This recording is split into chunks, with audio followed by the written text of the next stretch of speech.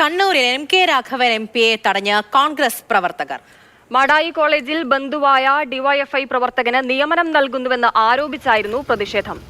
MK. Raghavan ചെയർമാനായ corporative സൊസൈറ്റിക്ക് കീഴിലാണ് കോളേജ് ഉള്ളത്. ഫെലിക്സ് വിവരങ്ങൾ നൽകും. ഫെലിക്സ്, കോൺഗ്രസ് പ്രവർത്തകർ എം.കെ. രാഘവൻ എം.പിയെ തടയുകയാണ്. അതും ബന്ധുവായ ഡിവൈഎഫ്ഐ പ്രവർത്തകന് നിയമനം നൽകുന്നു തുടങ്ങിയ വലിയ ആരോപണങ്ങൾ ഉന്നയിച്ചുകൊണ്ടാണ് ഇങ്ങനെ ഒരു പ്രതിഷേധത്തിലേക്ക് പോകുന്നത്. എന്താണ് ഉണ്ടായത്? ഈ നിയമനവുമായി ബന്ധപ്പെട്ട് എന്തെല്ലാം വിവരങ്ങൾ ലഭിക്കുന്നു? മാടായി കോർപ്പറേറ്റീവ് കോളേജിലെ 2 അനധ്യാപക നിയമനവുമായി ബന്ധപ്പെട്ടാണ് ഈ കോളേജിന്റെ കോർപ്പറേറ്റീവ് ചെയർമാൻ കൂടിയായ Kozhikode MP.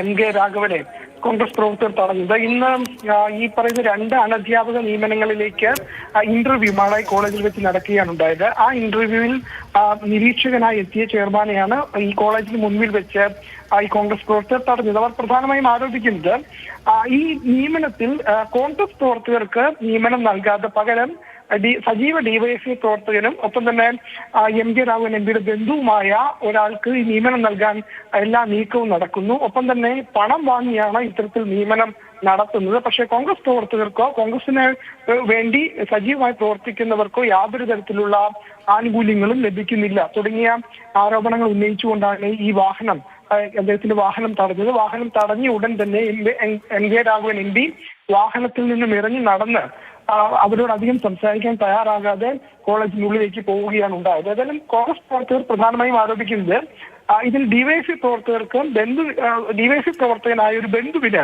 MK. Raghavan MP വഴിവിട്ട് അവിടെ നിയമനം നൽകാൻ ശ്രമം നടത്തുന്നു. കോൺഗ്രസ് പ്രവർത്തകർക്ക് ഈ ഇന്റർവ്യൂവിന് വിളിച്ചിട്ടുണ്ടെങ്കിൽ കൂടി നേരത്തെ തന്നെ ഈ നിയമനം നൽകാനുള്ള തീരുമാനം എടുത്തു കഴിഞ്ഞു. അതുകൊണ്ട് ഒരു പ്രഹസനമാണ് ഇന്റർവ്യൂ എന്നതാണ് കോൺഗ്രസ് പ്രവർത്തകർ ആരോപിക്കുന്നത്.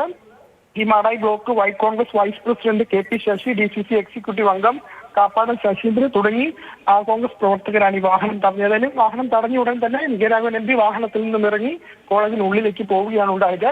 ഈ വിഷയവുമായി ബന്ധപ്പെട്ട് എം.കെ. രാഘവൻ എം.പിയുടെ വിശദീകരണം ആരാണെങ്കിലും അദ്ദേഹത്തിന്റെ ഫോൺ സ്വിച്ച് ഓഫ് ആണ്. അദ്ദേഹം കോളേജിനുള്ളിൽ ഇന്റർവ്യൂവുമായി ബന്ധപ്പെട്ട നിരീക്ഷണത്തിലാണെന്നാണ് മനസ്സിലാക്കാൻ കഴിയുന്നത്. അതുകൊണ്ട് അദ്ദേഹത്തിന്റെ വിശദീകരണം ഇത് സംബന്ധിച്ച് ലഭ്യമായിട്ടില്ല.